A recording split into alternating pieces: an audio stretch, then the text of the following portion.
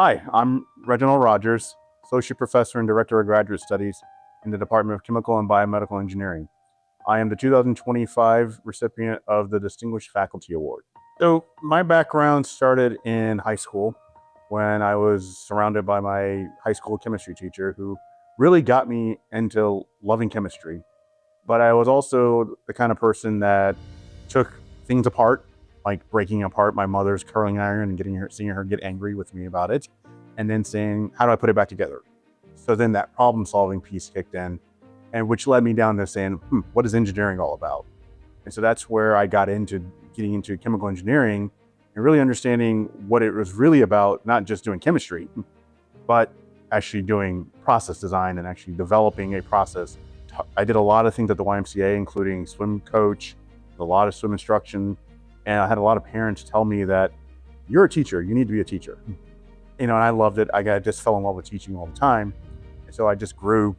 The more and more I kept going, especially going through college, I grew into wanting to have that interaction. My career has just been down that path, and that journey continues even to today.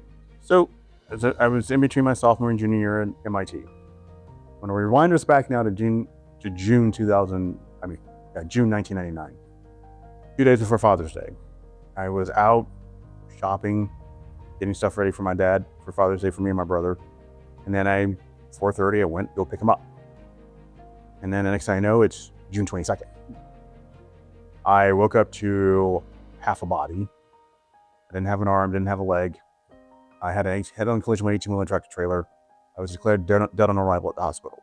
I had no memory, so I had no idea what was going on. All I remember was getting off the highway, and the next thing I know, I'm in a hospital looking at my aunt, my godmother, and trying to figure out what's going on here.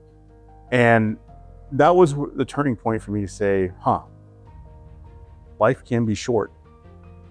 You don't know what's going to happen. God was with me that day, and angels surrounded me and made sure I could get there. And the prognosis was, you may never walk again, so you might as well start getting used to that.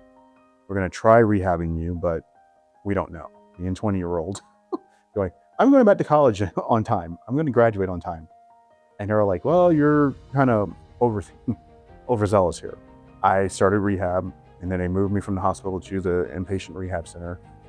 And I just started going at it. And then one day, I walked. 3 weeks after the accident.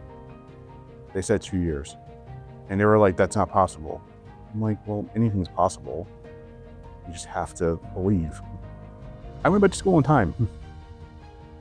I got back, and yeah, it was different because I had to deal with the fact that I was with a cane for a little bit.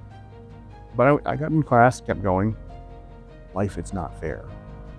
But you have to learn to adapt, and you have to learn to understand that adaptation makes you stronger as a person. And that's what I do both in the classroom, in my office when I have them coming in for office hours, in my lab, just in life. Because I always challenge the students, get out there, run, swim, do whatever you enjoy doing.